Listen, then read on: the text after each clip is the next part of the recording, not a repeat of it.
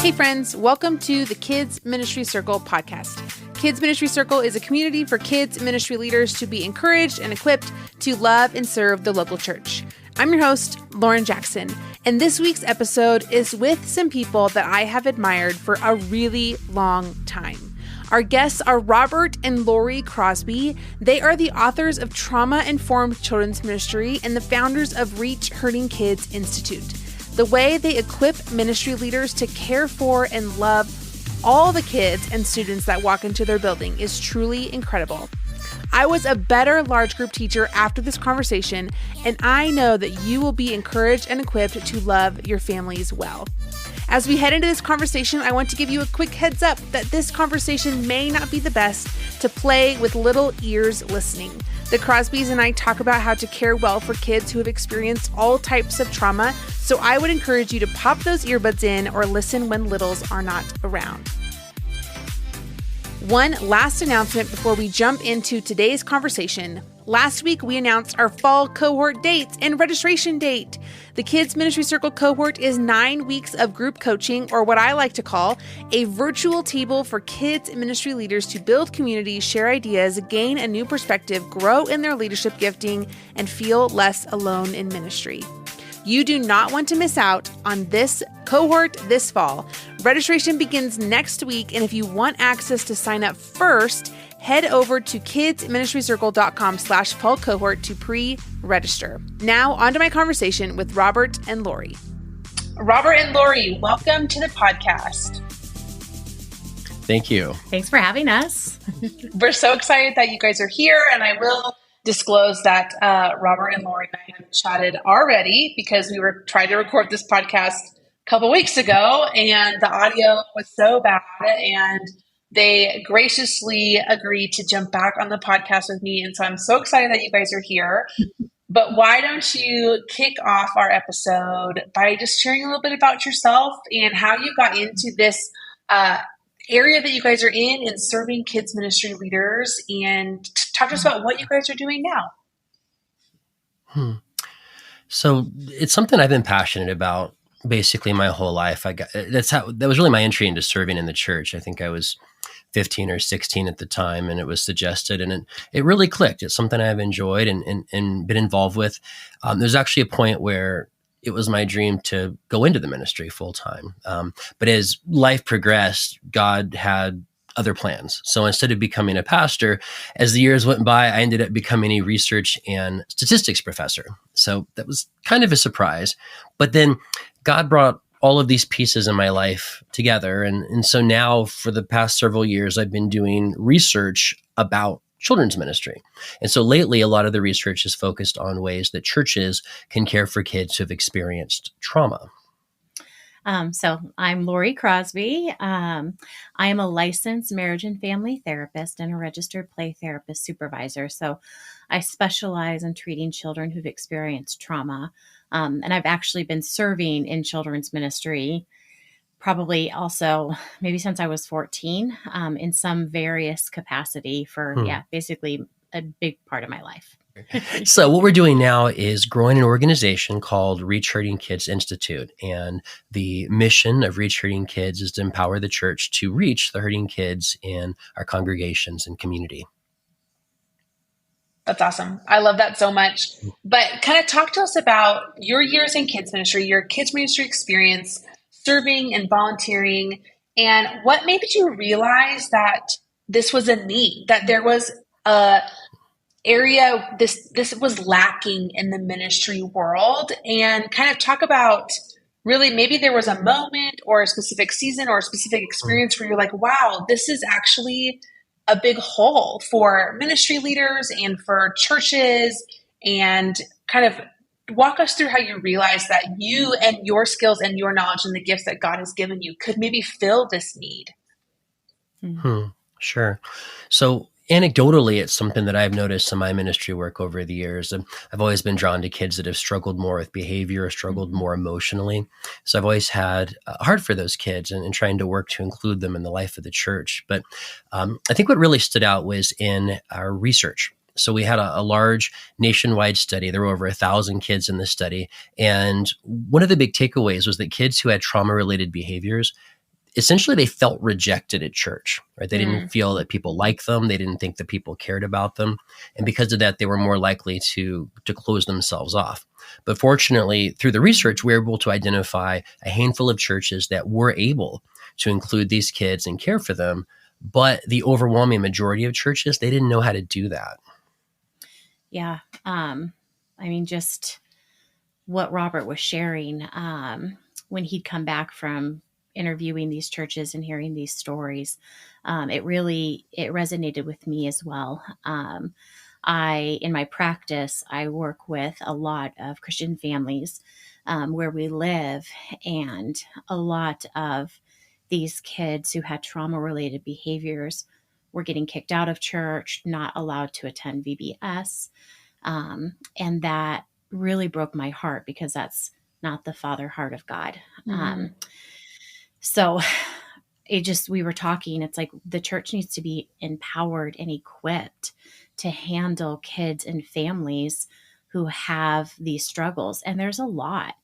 And like when the kids are told like you need to leave the children's ministry, or you're not allowed to attend VBS because of your behaviors, they interpret that as not just rejection from the church, but the church is the hands and feet of Christ. And so they're hearing that God is rejecting them. They're not good enough to be with God. And so that was really, really heavy and really hit me hard. And so Robert and I processed that. And it's also, I mean, I had one client, just the church not knowing signs and symptoms of trauma. And so I had one client, she had actually experienced sexual abuse by a leader in the church. And she was in the youth group. And she, after this experience, after a child or a teenager has experienced something pretty horrific, you have usually a personality change. So she went from being like the good girl to something switched because of this trauma. And then she was more of a party girl for various reasons. And so instead of the church recognizing that as a sign and symptom of a traumatic event that happened in her life, the volunteers gossiped about her. She knew it. They talked about her behind her back. No one pressed in. Nobody said, what happened? What's going on with you?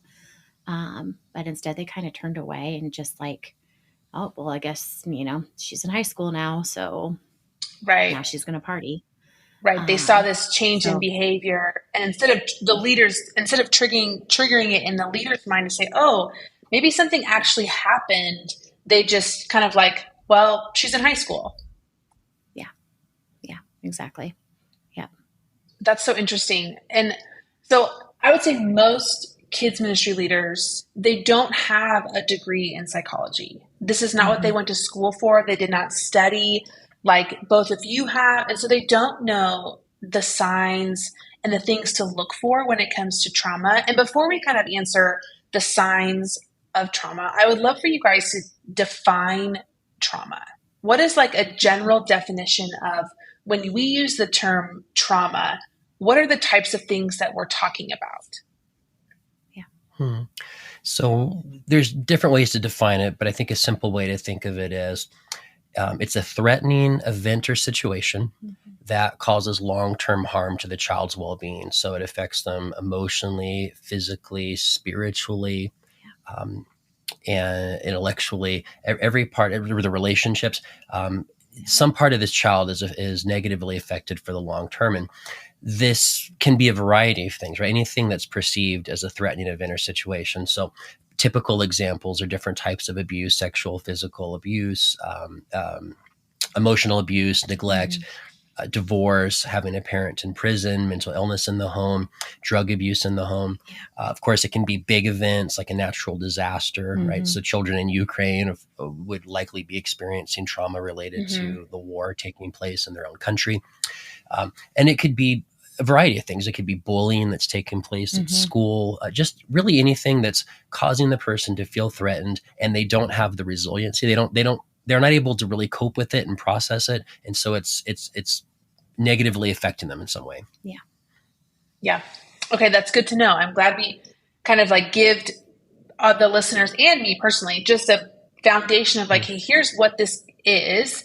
Now, for kids ministry leaders or even the volunteers that are listening, what are some of those signs that they could be looking for? The things that, like, as they have a room full of kids, what are some behaviors that could give some insight into like, oh, maybe this child needs X, Y, and Z, or maybe we can be better at partnering with them to do this? What are some of those signs that you look for when it comes to volunteers and staff members taking care of kids? So in our work, we talk about 4 broad categories of symptoms. And so the first one is fear. So any type of fear related behavior, some sign that the child is afraid, they're hiding under a table, they don't want to participate in something, they're holding back in some way, those type of behaviors. Another umbrella would be things related to feeling dysregulated. So in other words, kind of out of control of your mind, body, or emotion. So it could be the child isn't sitting still, the child's not paying attention. They are getting bored or distracted. And then more typical would be outbursts, screaming, crying, running away. Another category would be feelings of disconnection or rejection. So behaviors related to that. So maybe they're pushing people away to protect themselves. Maybe there's a lack of empathy. They're bullying others. Maybe they don't want to participate in something or be involved in a group. Hey, you want to come and participate in this game? No. And they're holding back. You're doing small group and they're butting away from the circle, those type of things. And then finally would be behaviors related to feelings of worthlessness. So they're feeling devalued. They feel like they don't matter. They feel like they are incompetent. They can't do it. So maybe they give up easily. You have some kind of task and immediately they give up. They're in a relay race and they get behind. And so they purposely fall on the ground because it's better to fall than to feel like they failed. They can't handle those feelings. They feel maybe feelings of powerlessness. And so you might see them pushing back to try to regain a sense of power. So that's your defiance. So we'd look at a behavior like defiance instead of saying this child's willfully deciding to be bad or is trying to give me a hard time. We say this child is feeling a sense of powerlessness. What this child needs is to feel in control. So how am I going to respond to that need, respond to that feeling, rather than getting upset and reacting to what I'm perceiving as some sort of offense to me? So those would be broad category. I could give you a specific example. Last year I had a 4th grade boy, so I was leading a 4th grade boy small group, and normally he was fine, but this time he was disengaged, kind of fooling around, stuff like that. So nothing major, just he was off task. And so I saw that and thought, okay, wait, this is emotional. This is dysregulation, right? He's feeling some sense of out of control. And so afterwards, didn't say anything at the time, but kind of pulled him aside afterwards. Hey, I noticed you were having trouble paying attention during small group. Is everything okay? Right. And then before I know it, right, he's crying and telling me about how he's being bullied at school. And what I find out is all he can think about during church is what those kids are going to do to him tomorrow. So that's the type of thing we'd see. So a change in behavior. Lori was talking about the young lady who was sexually abused and had a complete personality change. That's a dramatic example. With this young man, it was just he was distracted during small group. So we look at a change in behavior or look at a behavior that we see as problematic or negative and try to look past it and figure out, what is this telling me? How can I sort of decipher or interpret this to tell me what this child's experienced internally? Yeah. I think one question that came to mind as you were talking was, where does childhood development and like things that are normal per developmental stages come in with these signs? Like, for example, as you were talking about the first one being fear, it's developmentally normal for some kids to be fearful to like go into a space without their parents, right? That separation anxiety is normal. And so we don't want to say, oh, well, this behavior is because of trauma, but we also don't want to say, well, a behavior like feeling neglected or being disengaged in small group. We don't want to just say, well, that's developmentally normal when it could be something deeper. And so how do you balance the two of those? Well, the nice thing is it doesn't matter really as far as how we respond. sometimes it's developmentally appropriate, right? So if a 3-year-old falls on the floor and throws a tantrum because they didn't get animal crackers, that might be normal. If a 12-year-old falls on the floor and has a tantrum because they're out of animal crackers, it wouldn't be normal. So you might say, well, maybe there's something else going on there. And we can look at patterns over time. We don't, I mean, the good news is we don't have to diagnose. We don't have to know the story. And sometimes we don't get to know the story, but we can respond the same way to all kids at all stages in this supportive manner. So you mentioned, the little one's afraid to go in, right? It doesn't matter whether it's caused by trauma as far as our response. Mm-hmm. We would say this child is feeling afraid. Yeah. So whether this child's feeling afraid because, they're away from mom and dad for the first time, maybe they're in foster care. We don't actually know that. Maybe they experienced abuse. We have no idea why they're feeling afraid, but we can look at that and say, this child's feeling afraid. How do we create feelings of safety to address that need? So if the child's distracted in small group, I don't know why. Maybe he was up late at a slumber party and is distracted. Maybe he just doesn't like small group. Maybe he doesn't like me. Maybe the kid next to him is poking him and I didn't see it. Right. Maybe he's thinking about something that's happening outside of group. But I can look at that and say, this child's feeling dysregulated. So how can I speak into that need? That's so encouraging to hear, because I think sometimes kids ministry leaders want to find the answer and then fix it. And I love what you said, Lori, of sometimes we don't get to know the whole story on a Sunday morning. And I think that's a good reminder of we can respond the same way. We can assess and experience a behavior and say, no matter what the story is, because they could be in foster care or they could just be experiencing separation anxiety, we get to respond the same way and don't make up a story in our own brain and try and fix it when ultimately we just don't know. And I think that's encouraging, because sometimes as a leader, you think, well, if they're experiencing trauma, I need to act this way. And if it's developmentally normal, I need to act this way. But it's no, your reaction actually is very similar across the board. And so I think in your book, which we'll make sure you talk about your book at the end, but in your book, you kind of talk about this church life and home life and how those can be different and similar. And so I would love for you to talk a little bit about that, but then kind of talk about how we as kids ministry leaders can come alongside families when maybe we experience something from a child on a Sunday morning and we don't know the whole story. And so what does it look like to come alongside the family in that moment and in that interaction? Yeah, I think Laura could say a little about the specifics. I think it'd be important to mention that there is a time where we kind of pass what we can really handle. So if you have minor issues, typically we're going to handle that internally. Ideally, it doesn't even need to be mentioned to mom and dad. If it's small things that we're resolving, we're dealing with, we're making it positive. But sometimes it does go beyond what we can handle, or we have concerns. Maybe we are handling it, but the child's making comments. Sometimes it's something that would even be reportable. I had a little boy, I think he was in 2nd or 3rd grade a few years ago, and he was talking about hurting himself. He said he was having a bad life. He told us that he was hitting his head against the wall and trying to make it bleed. He was suffocating himself with a pillow, trying to kill himself. He was drawing pictures of shooting kids at school. Yeah, we could handle the behavior in group, but this would be an extreme example, but clearly an example of we need to broaden this conversation. Yeah. And so I think coming alongside the family and as gently as possible, wording it like we're a team. So we've noticed that, your son or daughter has had some struggles in church, maybe list a couple of the issues that we're concerned about. Have you seen this at home? If so, what is your approach? How can we support you? Is there strategies that work at home that we could use here at church? And then if it's something as extreme as I'm going to hurt myself or hurt others, then yes, we have to have that conversation.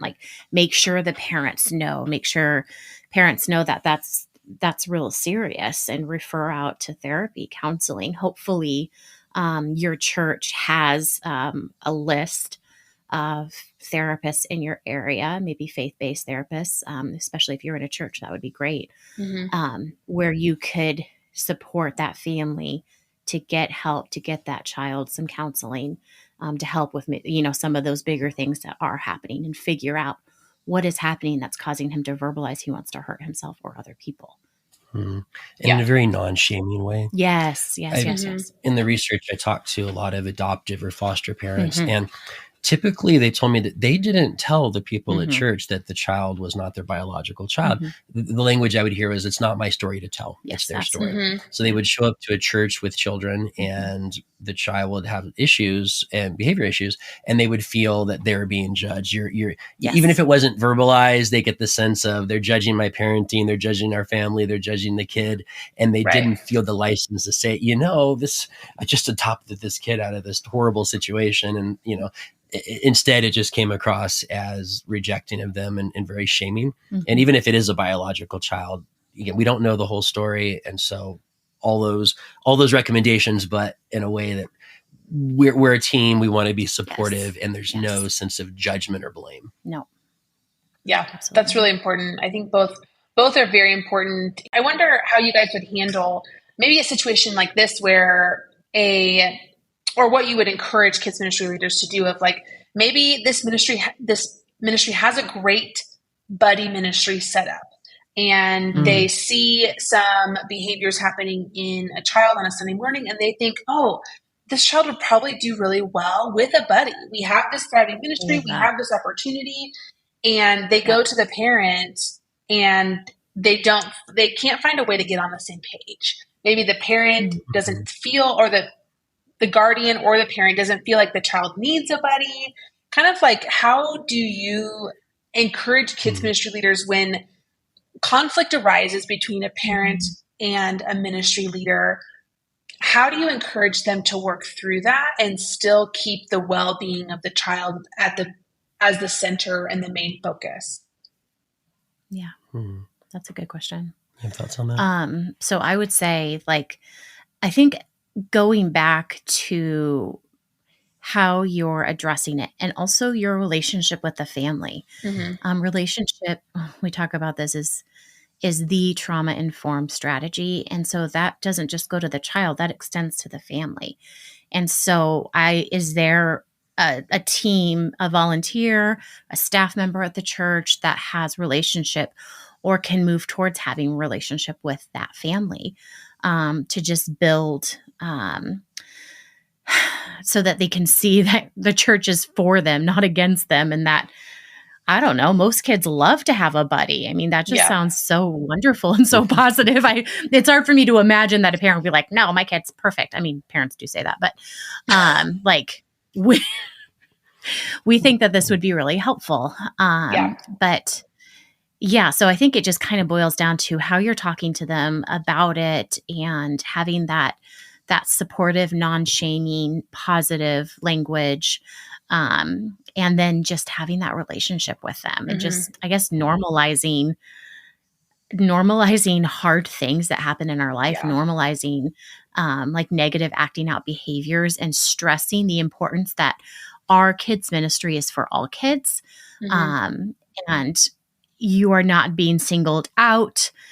We have buddies for lots of different kids for various reasons, and they feel supportive, heard, special, taken care of.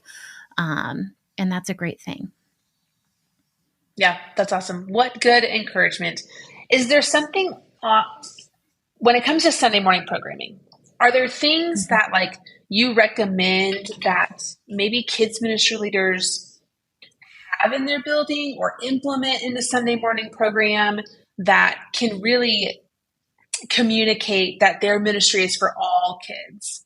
If you think of some tangible things that, we're recording this right before Amazon Prime Day, and that's kind of what's on my brain of what are some things that kids ministry leaders can either put in a classroom or implement in the way that they greet kids? What are some of those things that can really help with those kids that have experienced trauma? Lots of ideas.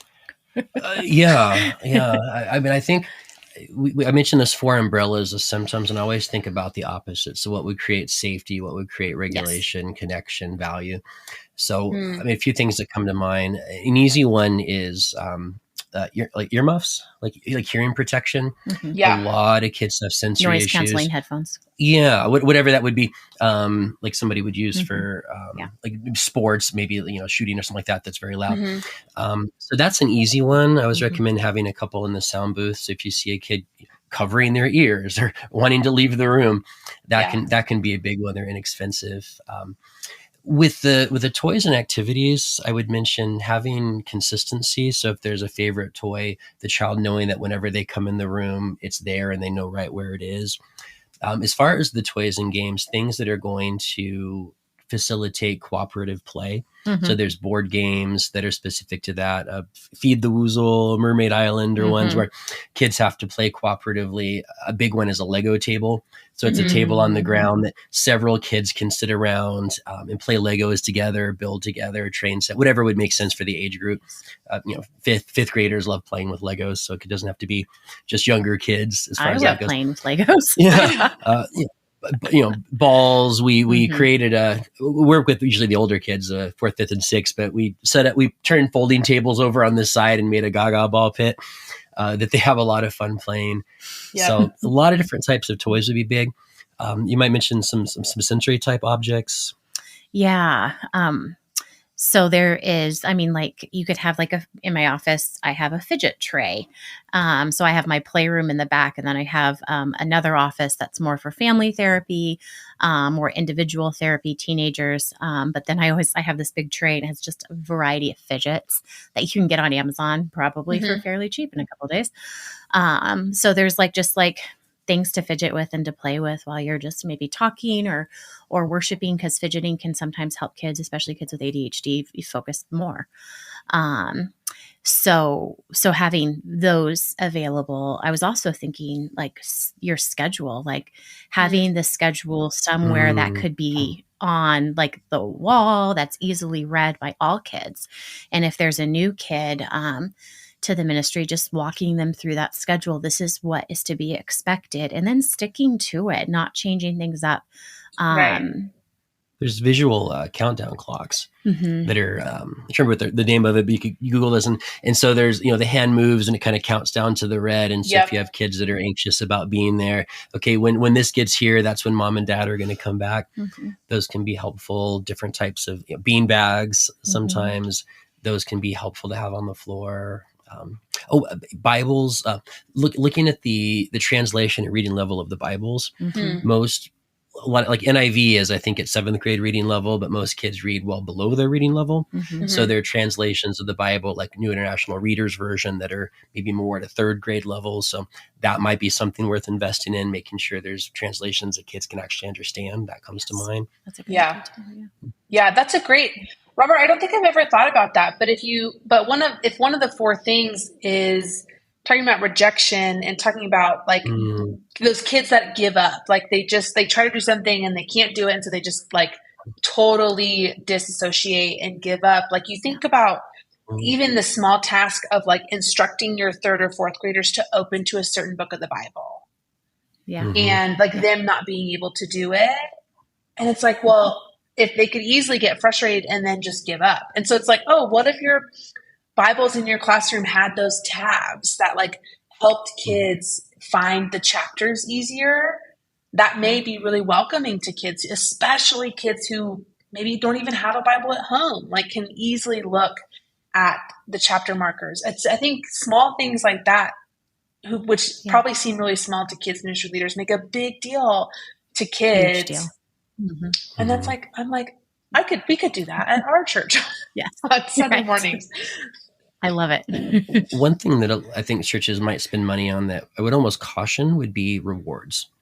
So I hear a lot of people talk about reward systems. You get a reward for this and a reward for that.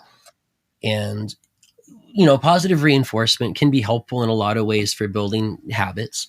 So I think there's a place, but we don't want to lean into that. And a lot of times with kids who have experienced trauma, it's controlling. Yeah. And so a child who feels powerless. They feel like adults are always trying to control them and that authority has been abused in their life. And they're looking for a sense of control. Even something that's positive could be threatening to them. Yeah. So if you say, well, if you do this, I'll give you this, Yeah. they may push back against that, refuse, rip the thing up, or just not be interested in it. So as much as we can lean into intrinsic type motivations versus extrinsic, it has that long-term benefit for everyone, but also can dodge a power struggle with a child who's dealing with feelings of powerlessness. Yeah. Yeah, that's so good. That's a good reminder, because I think sometimes we just like jump straight to, we'll have a rewards bin if they like bring their Bible or if they bring a friend, or like, and all of those things may be so unattainable for most kids. And then it's like, well, that is ultimately not serving our community well. So my next question is kind of something that I've experienced in ministry, and I know many leaders have as well, where kind of similar to the story that you were sharing earlier, Robert, where a child comes up to you and shares something that's so awful and so traumatic, and either the volunteer or the kids ministry leader is like, I don't know how to respond. I don't know what to do. I don't know who to tell. I don't know what my job is or my rights are. I don't know what the law says. Like, all of these variables kind of enter into the kids ministry leader's brain of like, wow, this is really hard, what just shared with me. And a lot of times it's an emotional response. Maybe it triggers tears or just something. Like, there's so many things that could happen. What do you recommend? What are you instructing and guiding kids ministry leaders and volunteers to do with that knowledge, and in that moment, how to best react? So in the moment, the best thing to do is to empathize and validate the emotion. There's unfortunately, when we do hear horrific things that children have experienced, we want to, as adults, jump in and save them in some way, shape, or form.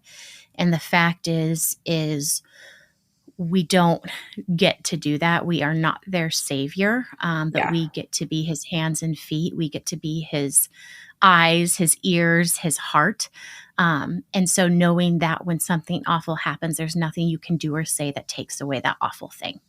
But you do get to witness, you do get to show them like you love them, like you want to know more, ask open-ended questions. How did that make you feel?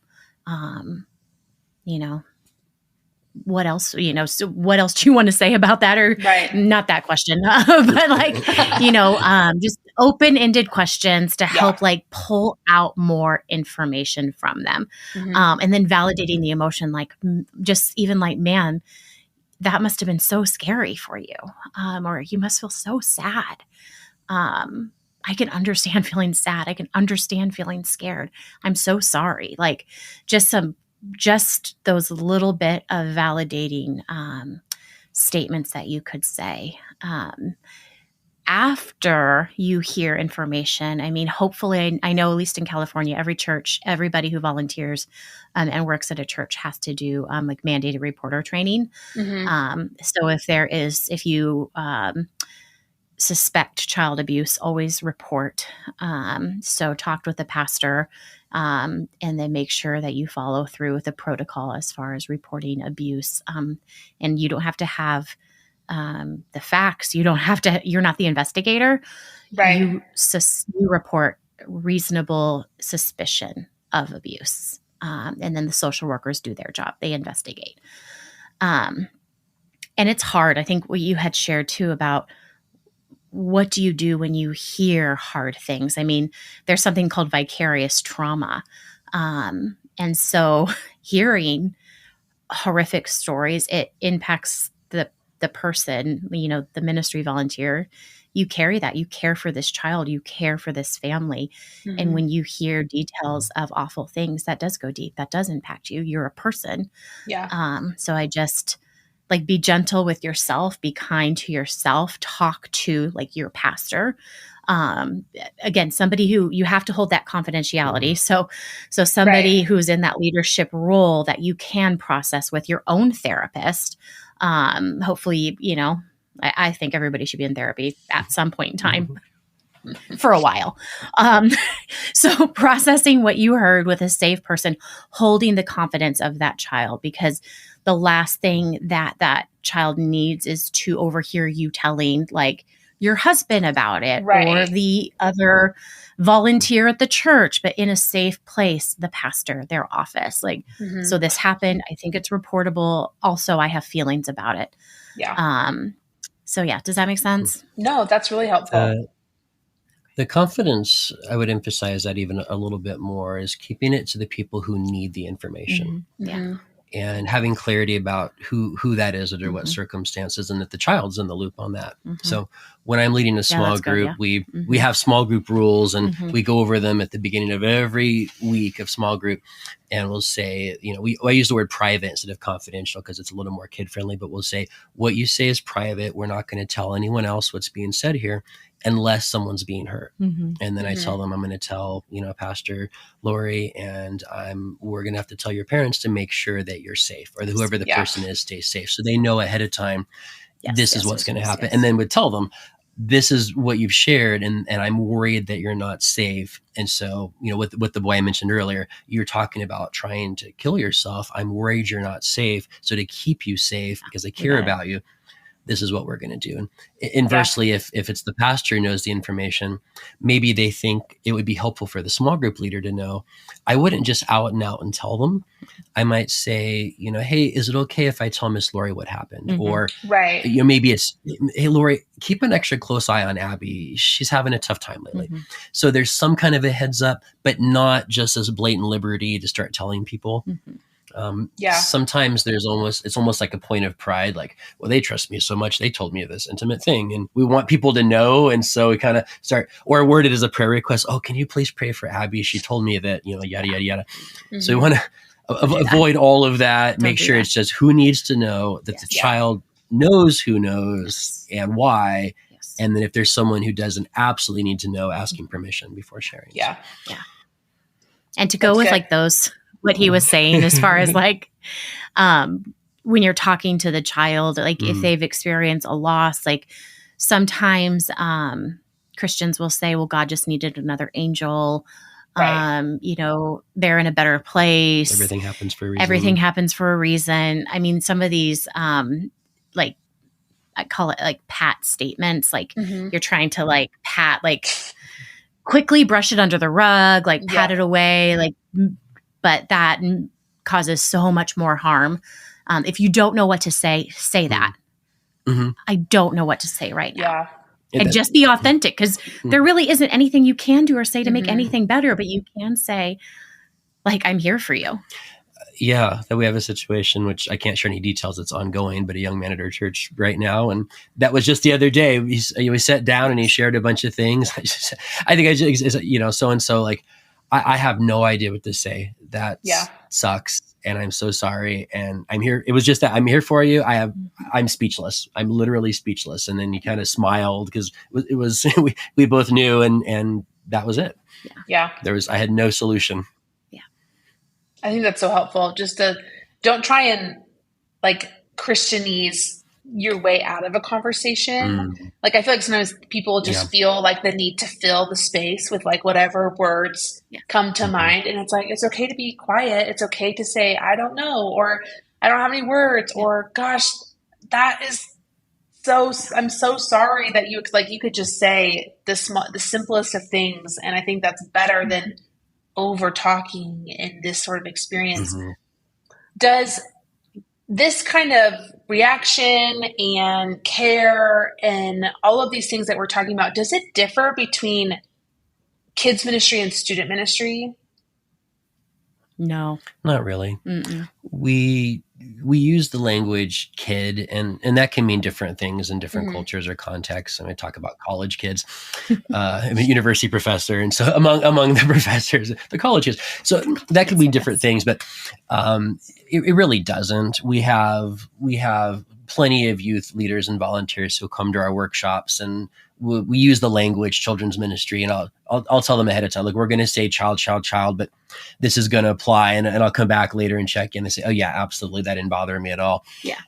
It all applies. Some of the exact specifics would look different, the way a 5-year-old expresses some of these feelings would be different from a 15-year-old. So it's dialing in those specifics, but like the 5-year-old's not going to probably go out and start drinking and partying like the 15-year-old, but it's the same idea. So no, and really honestly with adults, it's the same idea. Even babies to an extent experience some of these things. And so it's a lifespan thing. We focused in on a particular area. Our research was dealing with kids kind of mainly preschool through, age 12-ish, 13-ish.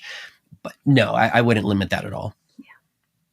Yeah, that's awesome. That's really helpful as even like parents who are listening, like this kind of behavior spans, it's not just limited to 5, 6, 7-year-olds. It really impacts kind of everybody, and the way that we react and how that we care for people kind of remains the same, which is really helpful. I would love. We had. Oh, go ahead. I was going to say, we had someone at one of our workshops said, I used it with my husband and it worked. Our marriage is better. Hey, whatever works, whatever tools you can use to improve your marriage is worth it. We were pro-marriage. Yes. But I would love for you guys to talk about how can church leaders, not just kids ministry leaders, how can they learn these things? So I would love for you to talk about the courses that you offer, the ways that you guys are reaching kids ministry leaders so that they can reach hurting kids. Talk to us a little bit about that. So absolutely. So our focus over the past few years has been getting this information into the hands of church leaders and church communities in a way they can use. So I spent a decade doing science, and there's lots of scientific articles that some people will benefit from. But the two big pieces, one is the book. So we can say more later if you'd like, but it's called Trauma-Informed Children's Ministry, A Practical Guide to Reaching Hurting Kids. That's going to be applicable to anyone in the church. So if you're a senior pastor or an associate pastor, counseling pastor, youth pastor, women's pastor, whatever that is, that's the information is going to apply. It's not just going to give you a heads up for the way the church interacts with children, but it's going to give you a mindset across the board. It's very practical. And what we focused on lately is our workshops. And so when we began, it was Lori and I, we have a couple other team members who would physically go into a church and we would work with a team and help them develop these skills. And we bottlenecked because we could only go so many churches. So we created a self-guided curriculum. And what it means is there's a PowerPoint, a presenter's manual, a guide, and instructions for different activities, a workbook for the participants, the people that you're training. And the ministry leader could be anyone in the church. Usually it's the children's pastor. They take their own team and anyone else in the church who wants to learn about it. Sometimes it's parents, foster parents, youth leaders, care pastors, really any teachers in the community. We've had superintendents come to these. So anyone who has an interest in this can come in and they take their own people through it. So right now we have 4 modules, each one 75 minutes long. So the idea is you tell your team, hey, and on August 3rd or whatever it is, we're going to have a training after church. I'm going to give you sandwiches, pizza, whatever they like. And I'm going to keep you for an hour and a half. Feed your volunteers. Yes. Right. A regulation. You want them to be physically regulated. And so feed them. And they feel valued, by the way. So it's hitting these trauma points. So we care for them and then take them through, which also builds a sense of competence as they learn the skills. So you take them through the 75-minute workshop and then maybe 3 months later, go through the next one. And we've done research on these because I'm a researcher. That's what I do. And one of our hallmarks is everything we're going to put out there into your hands is going to be something that we know works. Yeah. So we did a huge research study with the first 2 modules. So churches did those. So Lori and I and some other professionals would teach in some churches. Yes. And then it was randomly assigned. We just flipped a coin. And then the other half, the leader themselves in their own church led their team through it. And what we found was that across the board, the volunteers were better equipped to handle behavior. So they understood trauma better. This is months later, 2-3 months later. They understood trauma better. They knew how to respond more effectively. And the discipline problems were way down. Yeah. And meaning that the volunteers were more capable of handling problems without involving the pastor, children's pastor. And then the whole children's ministry team collectively was able to handle problems without involving the parent. Yeah. So one church said, typically in a month, we would send 10 kids back to their parents during the month. So roughly 2 or 3 per service. And they said after the training, a couple of months later, it was 1 or 2. Mm-hmm. So Wow. there's still kids that haven't quite had their needs met, but man, what a dramatic decrease in the issues. And then we compared where we led it to where the pastor led it. Mm-hmm. And when they did it, it was about 90% as effective as when we did it. Yeah. Which very satisfied with. And that was that's great. very effective. That 90% was great. Mm-hmm. So the first one is an introduction, just kind of a basic framework for how we respond.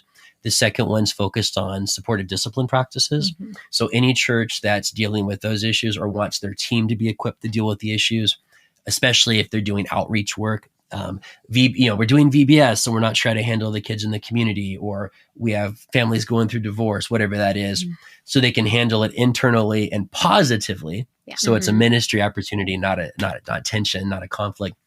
Our third one has to do with teaching. So if you want to understand how trauma impacts the learning environment, and then how to restructure that so all the kids can learn and succeed, that's number 3. And then number 4 is on small group leaders. It's developing small groups. So we just had a pilot study at a Calvary Chapel church in Southern California, and they were doing, I don't know, maybe more of like a Sunday school type model, maybe just a large group model. And so in January, they wanted to switch and start doing small groups, and they didn't have really a starting point. So I gave them the materials. The pastor, she led her own team through it. I watched and took videos so I could make a video about it. And I didn't help. And she took her team through it. And before this, we surveyed the kids. We have a special survey that it measures the kids. It's what's called received church support. So being able to talk about their problems, getting help with problems, being safe, sharing feelings, just feeling a sense of connection and support. Mm-hmm. So we did that before with the kids, and then 2 months later, which is as long as I think it was about 2 months, we didn't have a lot of time.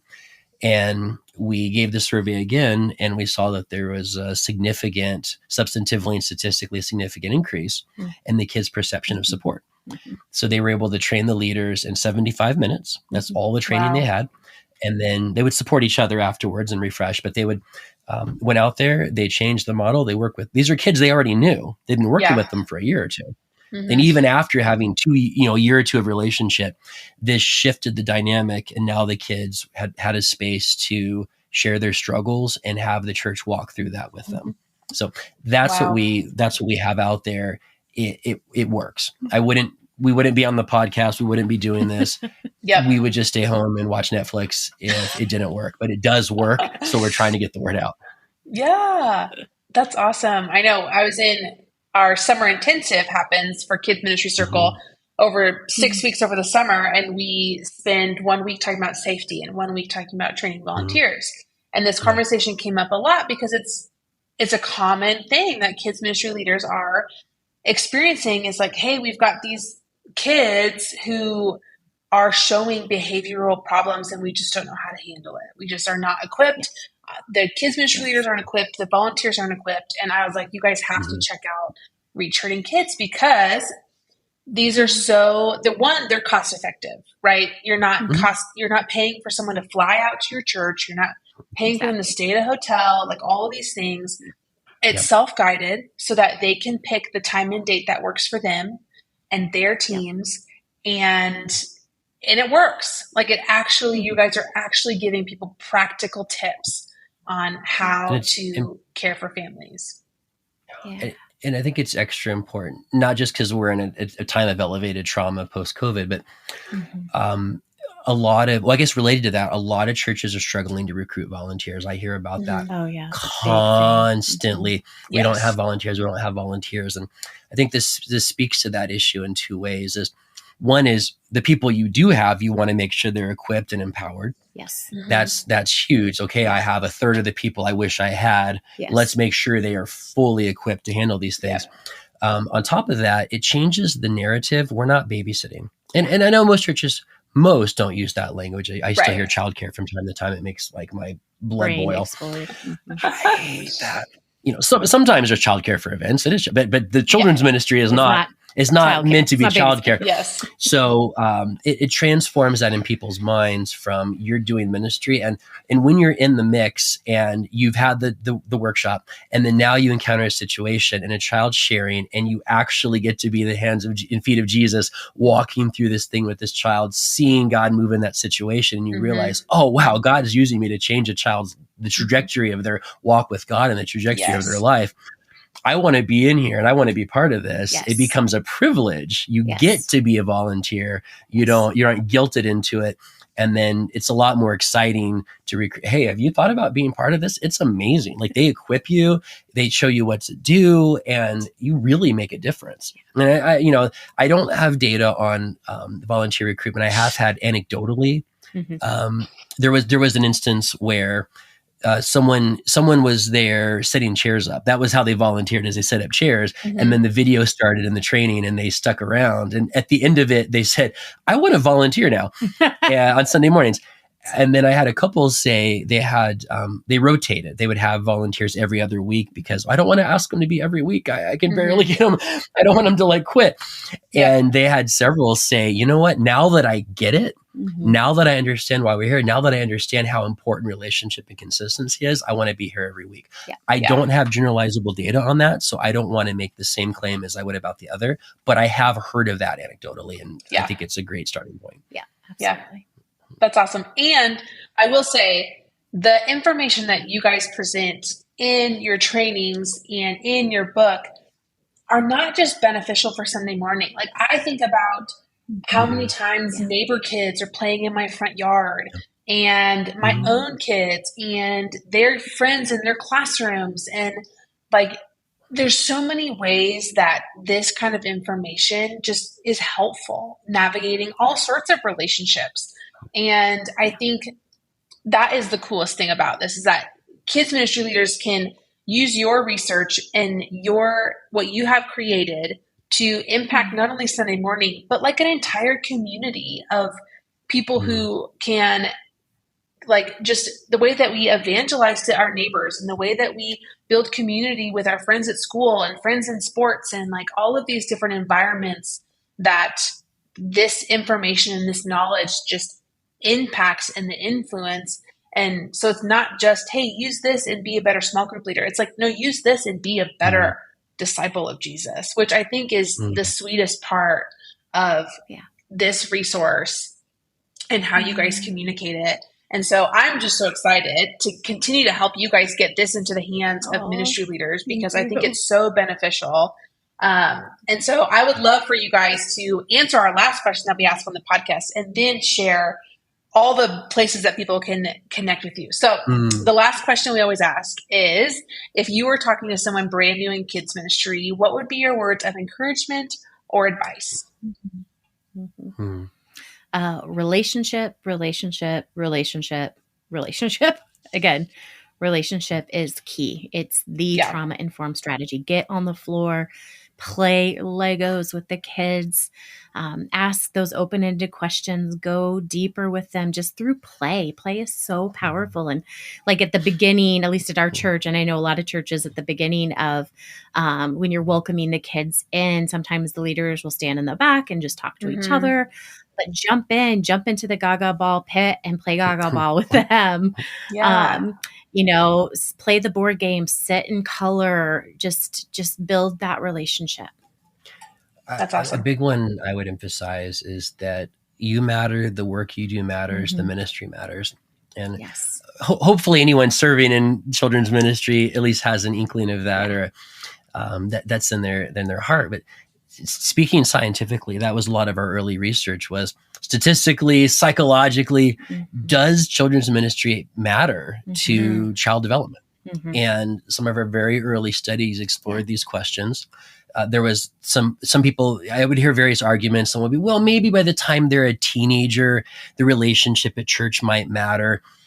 There's a thought, and I think people should emphasize the role of parents in discipleship, but it's necessary, but not a sufficient condition for discipleship. And I was at a conference once, and they rolled out shopping carts, and they had little balls in a ball pit, and they used them to represent how much time kids spend in various contexts. So here's like the 3 hours that they're at church this month, and then here's all the hours they are at school, and here's all the hours they are at home. And the implication was that that's how little our time with them matters. Like it's proportionate to how often they're doing these other things. It's just not true. It's just not true at all. You know, ask anyone a therapist who spends 45 minutes with a kid. Right. But it's just not true. Yeah. The quality of relationships they have at church is predictive of the relationship, the way they view God. The relationship with God is predictive of their self-esteem, how they see their own self-worth. Yes. And it's predictive of their behavior, the actual fruit of the Spirit in their lives. We've run experiments on this. I can show you the data. I can show you, the published scientific articles that yes, what we do in children's ministry has the potential, when it's relationship based, when we're doing this in the right way, to change kids' lives. You're the hands and feet of Christ, and it really, really matters. That's so good. That's so encouraging, and I hope that people listening and kids ministry leaders who are listening really take that to heart and remember that the work that they're doing matters, whether it's something big like a VBS event or fall kickoff, or something small like having lunch with your volunteers and just getting on the floor and playing Legos on a Sunday morning, even for just 5 minutes. Those little things matter. And so that was such an encouraging word. So thanks for sharing. Okay, so the last thing I was just going to mention, even when it's going badly, when it feels like it's going badly. Yes. People, say, well, I had this situation and the kid was I tried to intervene, and the kid had this, I was trying to be nice and I was trying to be helpful. I was trying to use the strategies, and the kid was a mess and I feel like a failure. And I said, here's what the kid's going to remember is when I was a kid, I had all these issues. I was at church, and that's the place they were patient and kind to me. Yes. Yeah. Not at school, not at home, not in the neighborhood, not at the YMCA. At church is where they were patient and kind. They'll forget all the terrible things they did. All they're going to remember is that you were kind. And trying matters. Yes. When you have these tough cases, what broke my heart the most is interviewing a family, and they had been kicked out of probably a good dozen churches. And they said, the behavior would come up, and they said they didn't even try. My brother would act up, and they would just go get grandma. They didn't even try. So trying matters. Being patient and kind matters. They're going to remember that. And that's going to reflect how they're going to see Christ. Yeah, that's so good. Okay, so if people want to get more of your guys' knowledge, your studies, your information, where's the best place to find you guys? I would say start with the book. That's on Amazon. If you just Google Trauma-Informed Children's Ministry, it's easy to find. Amazon undercut everybody else's price, so to our chagrin, but that is the least expensive and fastest way to get a hold of the book. Our website is reachhurtingkids.com. So reachhurtingkids.com also should be pretty easy to find. And there's a workshop tab in there, so you can find the workshop modules. It'll give descriptions. We made videos that you can watch that show you what it's like. Here's what's covered. Here's what the activities are. We try to give as much information as possible so you know what you're getting into before making that investment. So reachhurtingkids.com/workshop is those materials. The book you can find anywhere. It's on basically anywhere you can buy a book. That's awesome. And I usually say start with the book. So you have the information, you have the framework, and then when you're ready to bring this to your team, if you're ready to do it now, just go ahead. But then get your hands on the workshop, begin that process, and you're going to see results. Yeah. Great. That's awesome. Thanks you guys so much for being on the podcast again, the second time. We really appreciate the work. I know. We appreciate the work that you're doing, and I can't wait to continue to hear more from you guys. So I'm really grateful. So thanks for being on the podcast. Thank you. Thank Thanks you so for much. having us. Friends, don't you just love Robert and Lori? Let me tell you, technology tried really hard to keep us from making this conversation happen, but we did it, and I am so glad that you were able to hear it and gain so much wisdom from the Crosbys and the work that they are doing at Reach Hurting Kids Institute. I cannot speak higher of their book, Trauma-Informed Children's Ministry, the courses that they provide, and just them as human beings. If you are looking for ways to equip your volunteer teams this fall, head to the show notes and take a look at all the great options over at Reach Hurting Kids. If you want to keep the conversation going, you can follow Kids Ministry Circle on Instagram and Facebook at Kids Ministry Circle. And don't forget to pre-register for our fall cohort kicking off at the end of September. Thank you so much for listening, and we'll see you next time.